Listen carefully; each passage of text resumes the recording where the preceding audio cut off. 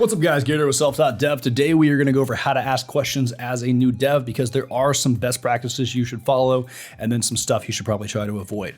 Most of this is going to apply to communication via the internet, not face-to-face problem solving.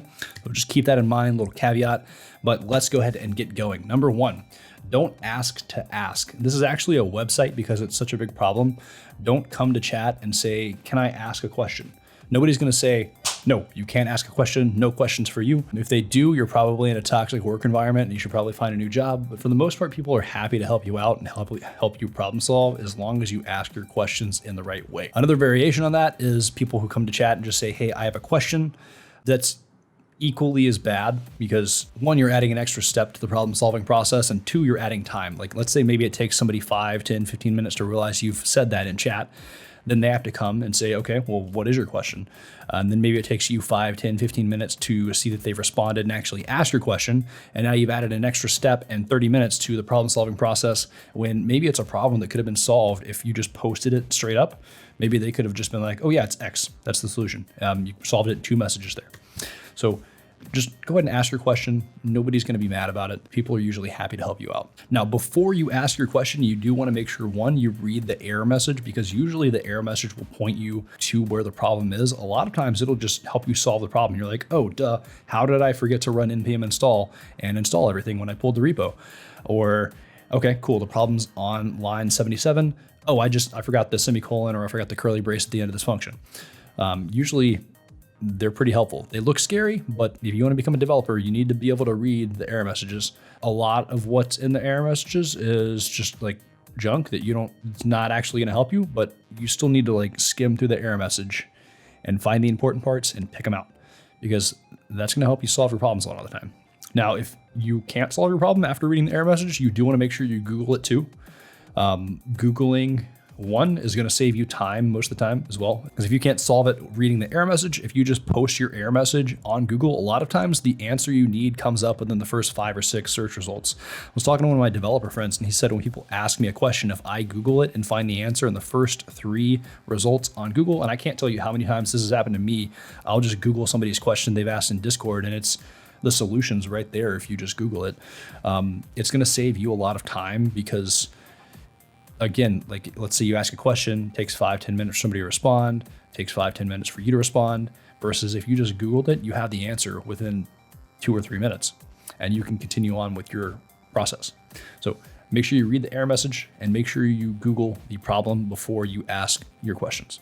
Now, when you actually do ask your question, you want to make sure you give context. So if there is an error message and you've Googled it and you still can't figure it out, make sure you include your error message when you're asking your question and say, hey, it's saying this. Make sure you give context to your code. Make sure you want to narrow down where the error is. Like maybe the console says, hey, it's in line 77. And you're like, all right, I've looked at line 77. This still doesn't make sense to me. Maybe line 77 is inside of a function block. So just copy that function block and include that as well. You want to try to include the minimum amount of code you can that includes the error rather than giving them a file with 1,000 lines and saying, hey, it's somewhere in here, go find it. Because it's your problem. And again, you want to make it as easy as possible for whoever you're asking help from to provide the help you need. So include your error message, give them the minimum amount of code you can to help solve your problem or help reproduce the error, and just kind of try to isolate where the error is coming from. And a lot of times just isolating the error will give you a little bit more to grasp on, and you can kind of play with that a little bit and figure it out that way too. Another thing along that same vein is make sure your code is readable. You don't want to give somebody just like a flat, unindented block of code with variable names that make no sense, like X, Y, and Z, and function names that make no sense either. You want to make sure your code is properly formatted and readable because that's going to make it easier for them to read through your code, see what you're trying to do, see what's going on, and provide you a solution. Now, third thing, when you ask your question, make sure you're actually asking a question. You want to have a problem statement. You want to say, what are you trying to do? What's the error you're getting? And if there is no error, what have you done recently that might cause this? And then probably give what you've tried as well. Like say, hey, I'm getting X error or I have X problem. I've tried A, B, C, and D, and none of that's working. Does anybody have any ideas or can anybody point me in the right direction on this? And also another little thing, try rubber ducky, the rubber ducky method. It sounds kind of weird, but I was reading a book once, and it was a dev, and he would always go ask questions to his lead dev. And usually after he asked the question to his lead dev, like as soon as he got the question out, he would be like, oh, wait, I see the solution now. And one day his lead dev got him a little rubber duck and put it on the desk and said, all right, next time you have a question, I want you to ask it to the rubber duck first. If you don't figure it out after you ask it to the rubber duck, come ask me. The lead dev was like, well, this is kind of dumb. Why would I ask a duck a question? But all right, whatever.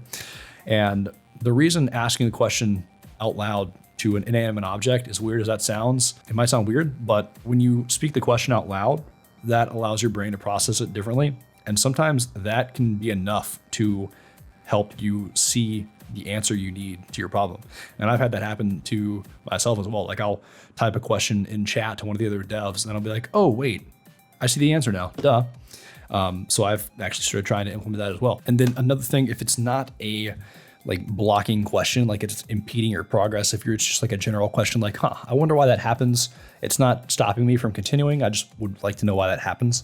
Try to batch those questions together so you're not just pinging throughout the day. Maybe just ping once at the end of the day with like 3 or 4 questions like that, and then get the answers to those. So you're not just constantly pinging and interrupting people. So I think that's about it for the best practices, the do's and don'ts of asking questions as a new dev.